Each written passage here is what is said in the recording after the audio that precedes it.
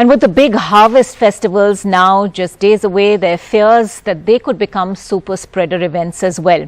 Already, COVID curbs have been relaxed in Assam despite soaring positivity. The Bengal Chief Minister's decision to allow the Ganga Sagar festival to go ahead has raised eyebrows. Andhra Pradesh too has postponed night curfew ahead of Makar Sankranti. Decisions that may be popular in the short run, but at what cost? Assam is gearing up for its biggest harvest festival, Bihu, at a time when there is a major COVID spike with 2,800 cases reported yesterday. Yet, the state government has lifted curbs to allow celebrations but not large gatherings. We are mostly in touch with the various organizers of functions and all. Since no express restrictions have been put as of now, we are still monitoring the situations. Curfew hours would be relaxed for a day to allow people to celebrate Bihu, even though experts say a large community gathering might cause a big surge in places like Guwahati, where the positivity rate is above 10%. Replication level is much higher than the other variant. That is why we must be very concerned and we must be very cautious. At a time when Assam is witnessing a major spike in the number of COVID cases with the positivity rate in Guwahati more than 10%, people are also gearing up to celebrate Assam's biggest festival, the Bihu.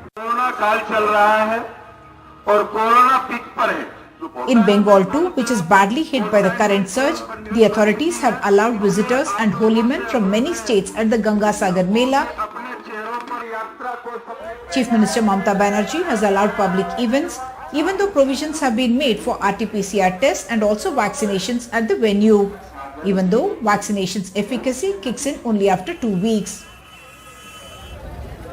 At Sikandrabad railway station, a rush to catch trains headed to Andhra Pradesh as people go home to native towns and villages for 4 days of Sankranti celebrations.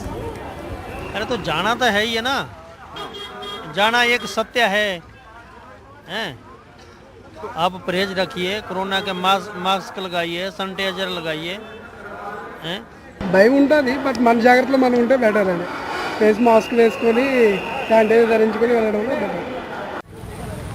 So the Andhra Pradesh government that had initially imposed night curfew from Tuesday, the 11th of January, postponed it by 1 week from January 18th to 31st.